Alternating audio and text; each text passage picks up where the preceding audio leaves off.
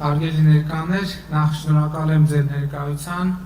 համար եւ առաջարկում եմ մի հատ մեր այսօրվա երթին ծափահարենք տալքանակից։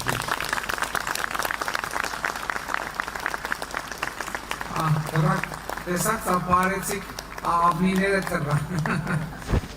Շատ կարևոր է արձանագրել, թե մեր երթը ինչի համար էր եւ ինչ էր նշանակում։ Ըստ էության մենք այսօր վերահաստատվում ենք որպես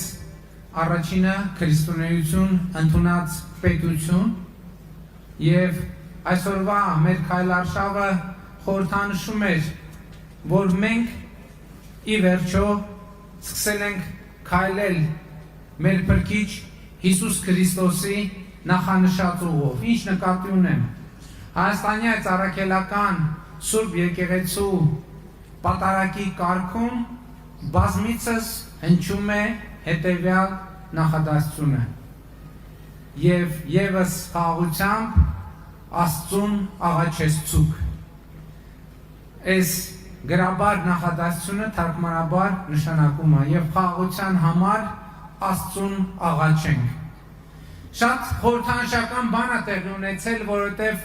մենք բոլորս շատ երկար ժամանակ խաղաղության համար աղաչել ենք Աստծուն, բայց ի վերջո եկել է այն պահը, երբ որ մենք հասկացել ենք, որ խաղաղության համար Աստծուն աղաչելու զուգահեռ մենք ինքներս պետքա մեր որոշումներով, մեր գործողություններով, մեր քայլերով ստեղծենք այդ խաղաղությունը։ Եվ այսօր Հայաստանի Հանրապետությունում ստեղծված է այդ խաղաղությունը եւ մենք այսօր քայլում էինք Հիսուս Քրիստոսի մեր Փրկչին ասելու, որ մենք ի վերջո գնում ենք քո պատգամի հետևից եւ մենք ստեղծում ենք խաղաղություն։ Եվ մենք ոչ միայն աղաչում ենք քեզ այդ խաղաղության համար, այլ ինքներս մեզ ենք կոչում խաղաղության։ Մենք վերահաստատվում ենք որպես առաջինը քրիստոնեությունը ընդունած պետություն։ Հայ ժողովուրդը քրիստոնյա է դարձել տրդած մեծ թագավորի որոշմամբ եւ հրովարտակով, որը իհարկե ուղղորդվում էր Հիսուս Քրիստոսի եւ Հիսուս Քրիստոսի դեսպանի առաքյալի մեր առաջին հայրապետ Գրիգոր Լուսավորչի կողմից։ Եվ իրական Հայաստանը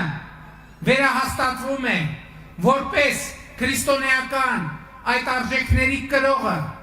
որպես այդ քրիստոնեական արժեքների վրա հիմնված պետություն։ Եվ շատ խորհրդանշական է, որ մեր քրիստոնեության ընդունած առանցքային սիմվոլները այսօր Հայաստանի Հանրապետության միջազգայինորեն ճանաչված տարածքում են։ Խորվիրապը, որտեղ երկար տարիներ